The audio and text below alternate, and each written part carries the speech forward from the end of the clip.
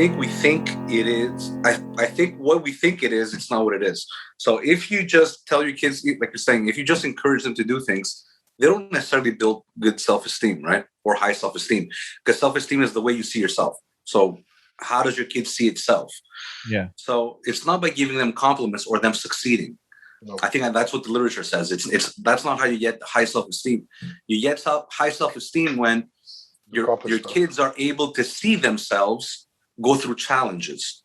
So if you go towards your problem to solve your problem, your self-esteem goes up. If you run away from your problem, your self-esteem goes down. So, well, I don't want to talk about meritocracy, but a kid knows when he deserves it. So when he knows he's accomplished something because he's deserved it, the self-esteem goes up. If he's just encouraged, right? This is the participation medals. Sorry, the participation medals. You know, you just give a medal and somebody hasn't deserved it. The self-esteem takes a hit because deep inside the kid knows he hasn't worked for it.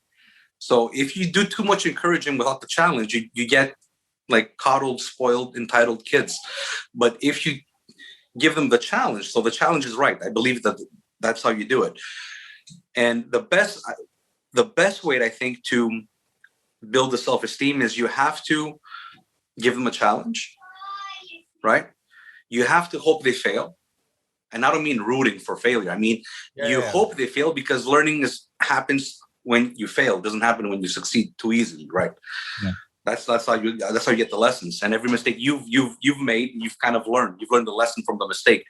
So the painful lessons are the mistake lessons. So you hope he fails. You still encourage. You could do it. And then what you do is you let him do it again. Right? Right. So you set a little task. You hope he fails. He comes to you. He asks questions. You teach what the lesson is. And then it's like, go do it again. Now, when you do it, you go back and you do it. You've learned the lesson. You've accomplished something. Now self-esteem goes up. So I'm simplifying it in terms, but that's how you really get the self-esteem. You don't get it by just saying, oh, you're amazing. You know, I see it a lot in parks. Oh my God! Like I was at a birthday party, and all the parents were like that. It's like, oh, you're amazing. People were just passing by. Their kids were on swings. Oh my God, you're amazing. Good job, great. But that's what I was saying. Like that does not build high self-esteem. Yeah. But that's what I was saying. Sure. You know, the very fine line that you don't want to cross, where, like you said, your kids are going to become entitled and selfish, and they're going to think that whatever they do, there's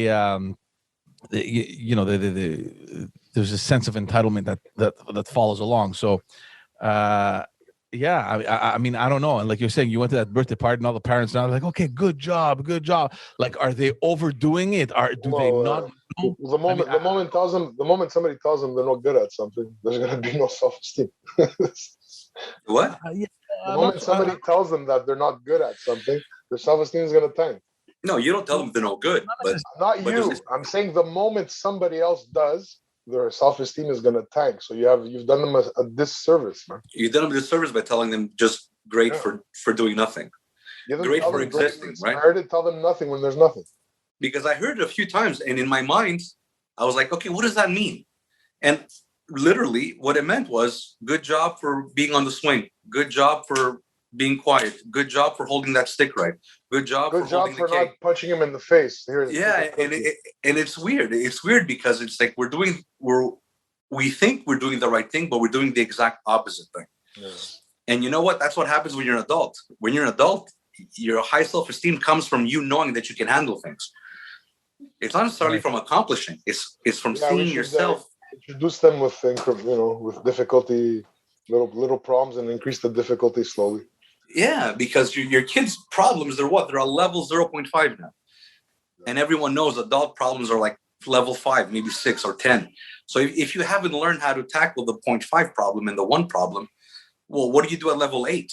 You either like just don't deal with it, you run away from it, or you expect other people to deal with it for you.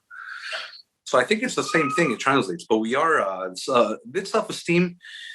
And the other thing that we don't talk about is self-esteem comes from competence too. Confidence, sorry. Self-esteem comes from confidence, right? You need the confidence. But how do you get confidence? You get confidence from competence and encouragement, but also some kind of competence. You can't just be confident being shit. People see that. People see through that. It's like, hey, what is he talking about? You know? It's a tough one. That's what I'm saying. It's delusion. Yeah. So it's a tough one because there's no ways of doing it right. You just make sure you don't do it wrong.